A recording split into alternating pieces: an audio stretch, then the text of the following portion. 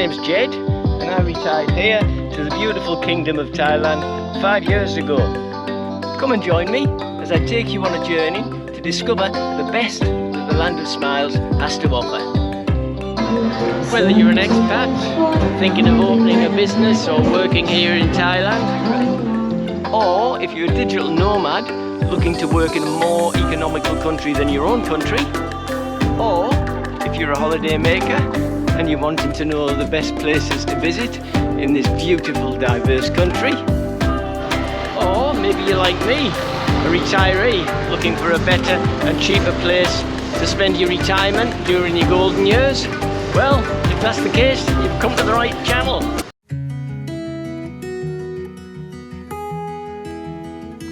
About a year ago I did a video about the sad soy dogs of Koh Samui. Of course, it's not just a Koh Samui problem. Soy dog problems are everywhere in Thailand, mainly in the bigger cities, but you'll find them also in the smaller villages and towns. I've read somewhere that there's estimated to be 1 million soy dogs here in Thailand. Soy dogs means street dogs, soy meaning street. But how they reached that number I've got no idea, because I don't think you could ever count them. Because there's more born on the streets every day. And since COVID, the problems got even bigger, because a lot of people were laid off from their jobs or lost their livelihoods, and they couldn't even afford to feed their families, and a lot of the dogs were just let out back onto the streets. So here's just a little snippet of the video I took in Koh Samui around about 8 months ago. I'll put a link in the descriptions box for that video in case you want to see that one, and then we'll go into the video for the soy dogs in Hua Hin. Wow, many dogs. And this is when it's raining. Can you imagine how many are when it's not raining? There's literally hundreds of them here. I was just speaking to the lady. Look at them all there under shelter now. So some very good Farang expats there, donating their time and money and asking nothing in return. I think that if you decide to live in another country because it offers you a better lifestyle, it's important to give something back to the people. The people that have accepted you to their country and welcomed you, more so during these COVID days, with many people suffering from hardship. But it's not just the people, I mean it's the animals as well. You know, these poor animals need some help. If you feel you can help, I've left a link to the Soy Dog Foundation, who will accept donations to help feed and neuter the dogs to try to stop the ever-growing problem. Or if not, Google search Soy Dog Thailand for other ways to help. Other ways to help if you live in Thailand is to keep any food scraps, take them with you when you go out and leave them close to a soy dog.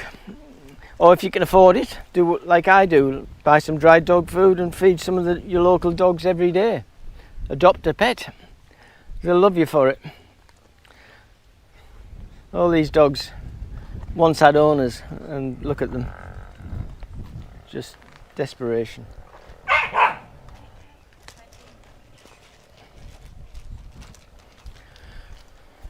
So Noi's feeding them. She's going to give them a bit of a feed. Hopefully they won't attack her.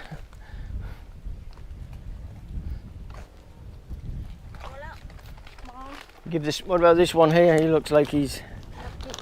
You already eat? Okay. Some lovely dogs. Maybe another pig. Yeah? On the way back? They must get fed quite often because they're not rushing around looking for the food. Even these dogs aren't even moving.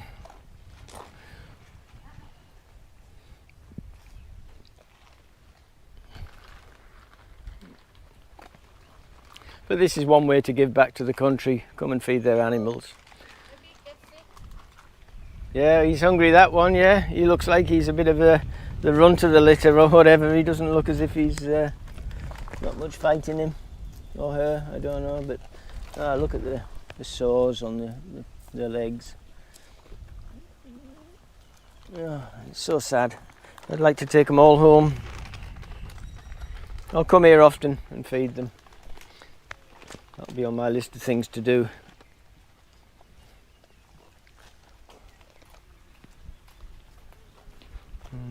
Full of fleas and ticks.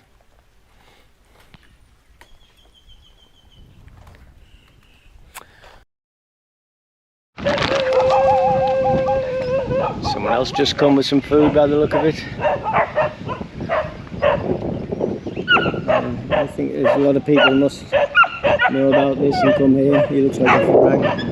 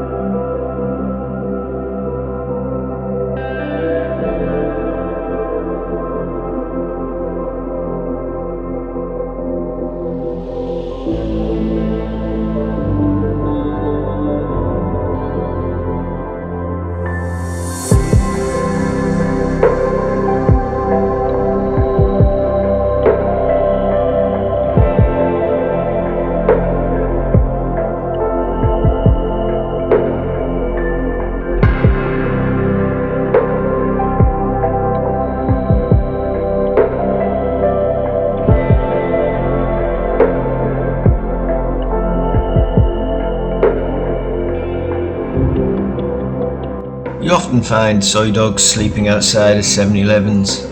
There's two reasons for this. First reason is that when the doors open they get some cool air, a little bit of relief from the hot sun. And the second reason is that quite often people will feel sorry for them and come outside and feed them. They'll buy a sausage inside or a little bit of meat or some dog food and they'll come out and feed them.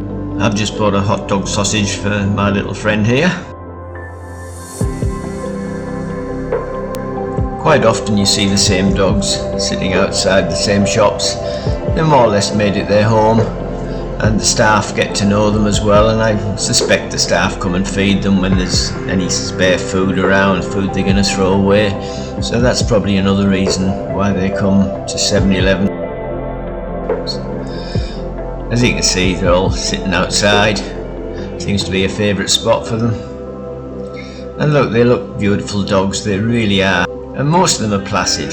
You do have to be careful, there's some vicious ones, but most of them are just very placid, just looking for a little bit of food, a little bit of love. You'll also find them around temples, just like this temple here on Soi 88. Same reason. People do come and give them food. Local people, Thai people will come here when they go to Mate Merit and they'll bring some food for the dogs. And I think the monks also feed them their scraps. So let's take a little drive around and have a look at some of these little soy dogs.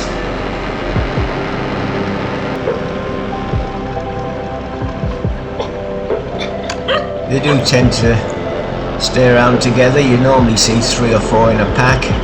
I suppose there's safety in numbers. But then you see the loners. There's always a loner as well, which the other dogs don't like and have turfed them out of their territory. You'll find that the soy dogs, they tend to stay in their same territory. You'll see them at the same places most times you go there. They don't roam far. Probably because they get food from people that recognise them and know them from the area, so they tend to stay there so they know they're going to get a feed. You won't just find the soy dogs on street areas, you often find them at the beaches as well, and the main reason for that is because people come to beaches, pre-COVID anyway they did, and they'd bring food with them, and quite often the dogs would get some scraps and be fed by either the locals or the tourists.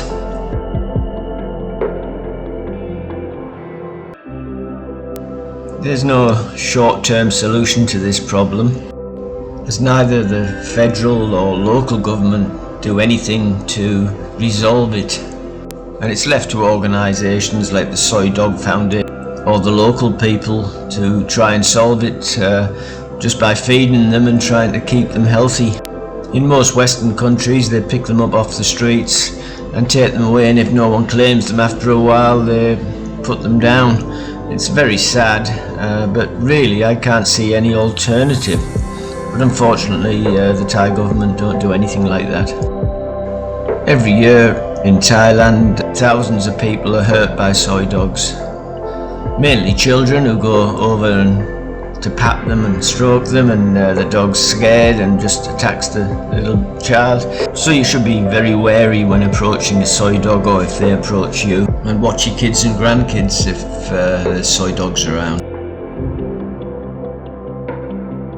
If you feel like you're in a position to help, I'll leave a link in the descriptions box for the Soy Dog Foundation, which is a charity that helps dogs all over Thailand.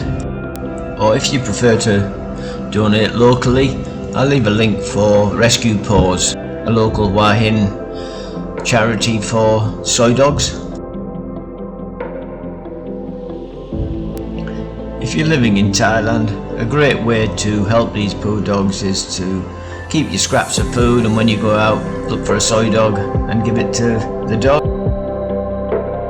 I do that here, and I have my favourite dogs, the dogs that look out for me when I come out and walk past them or drive past them. Their tails start wagging, so it's you get a lot of love back from them as well. But as I said, be very careful the dog you choose, because not all of them are domesticated or friendly. If you haven't already done so, please push the subscribe button. If you're thinking of retiring or living in Thailand, please take a look at my book, The Thailand Handbook, the first 6 months.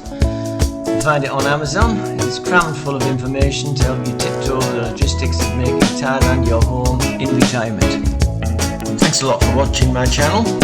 So until next time, stay safe, keep smiling, and I'll see you in the next video. Cheers for now.